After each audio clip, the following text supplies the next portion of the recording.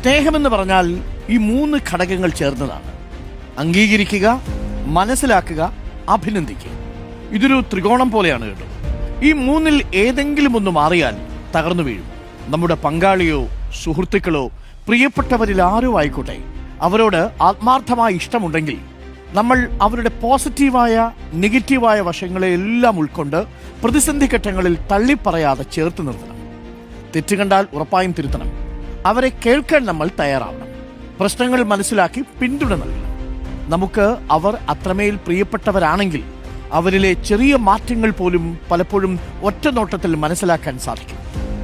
നമ്മൾ ഒരാളെ സ്നേഹിക്കുമ്പോൾ അവരുടെ ചെറിയ ചെറിയ കാര്യങ്ങൾ പോലും ശ്രദ്ധിക്കുകയും അതിൻ്റെ മൂല്യം തിരിച്ചറിയുകയും ചെയ്യും. നല്ലത് കണ്ടാൽ അഭിനന്ദിക്കണം. അഭിനന്ദനവും നന്ദി പറച്ചിലുമൊക്കെ ബന്ധങ്ങളുടെ ഊഷ്മളത എന്നും നിലനിർത്താൻ സഹായിക്കും. നമുക്ക് മുന്നോട്ട് നീങ്ങാനുള്ള ധൈര്യവും പ്രചോദനവും ഒക്കെയാവും. Love is an untamed force. When we try to control it, it destroys us. When we try to imprison it, it enslaves us. സ്നേഹം ഒരു അനിയന്ത്രിതമായ ശക്തിയാണ്. നമ്മൾ അതിനെ നിയന്ത്രിക്കാൻ ശ്രമിക്കുമ്പോൾ അത് നമ്മെ നശിപ്പിക്കും. നമ്മളതിനെ തടവിലാക്കാൻ ശ്രമിക്കുമ്പോൾ അത് നമ്മളെ അടിമകളാക്കും. വിഖ്യാത എഴുത്തുകാരൻ പൗലോ കൊയ്ലോയുടെ വാക്കുകളാണ്.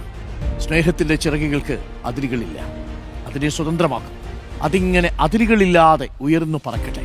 ജീവിതത്തിൽ ഒരിക്കലും ആരുടെയും സ്നേഹവും അംഗീകാരവും ഒന്നും പിടിച്ചു വാങ്ങാൻ സാധിക്കില്ലെന്ന് നമ്മൾ മനസ്സിലാക്കണം. അപ്പോൾ സ്നേഹിക്കുക, സ്നേഹിച്ചുകൊണ്ടേയിരിക്കുക, സ്നേഹിക്കപ്പെട്ടുകൊണ്ടേയിരിക്കുക.